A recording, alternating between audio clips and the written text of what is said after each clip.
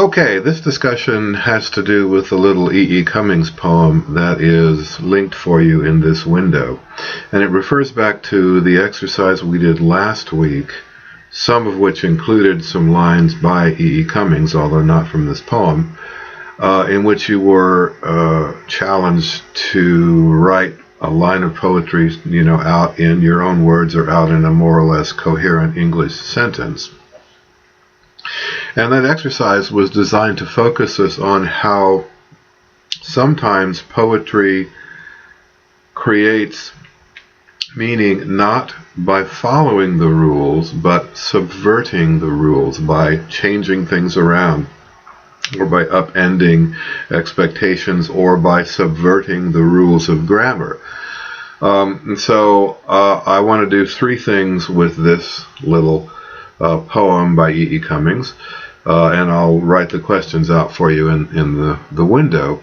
But first off, look at the first section, the first little piece, I thank you, God, for most this amazing day.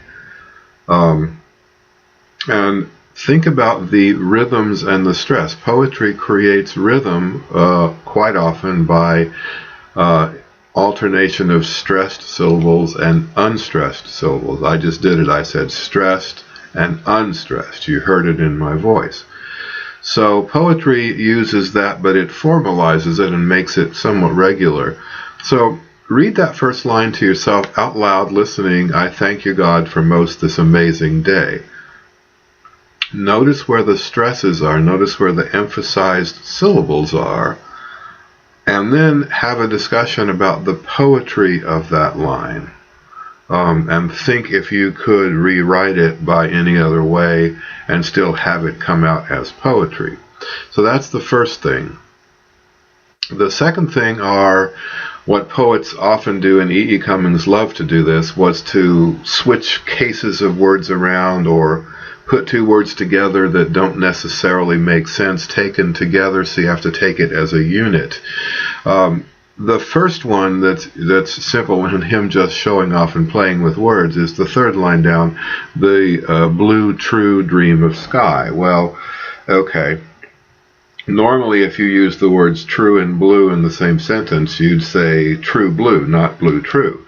And all he's done is just switch the words around just to keep you entertained and keep you focused. That's just a little window dressing and showing off. It doesn't necessarily mean too much, except for him doing what a poet does. But the line above, the leaping greenly spirits of trees, that posts a conundrum for a reader, because leaping greenly doesn't make any sense. Leap is a verb, and greenly, yes, that's an adjective, but how do you leap greenly? How does greenly describe the act of leaping? Well, it doesn't in the common sense way that we'd use it. You can leap happily, or leap sadly, or leap because you're scared, but leaping greenly, what does that mean? So you have to take those as a unit and realize that they don't make sense on the surface of them, so you have to think deeper about what the words mean. What does green mean typically? And we had the same concept in the Dylan Thomas poem that I talked about in the lecture, the force that threw the green fuse. So what is green a symbol of? Because leaping greenly doesn't make any sense. So therefore it has to make sense at a deeper level. And you have to think about, what does green symbolize? Not green, the color green, yes, the color green, but what does that mean in a larger context? There are lots of ways to approach it.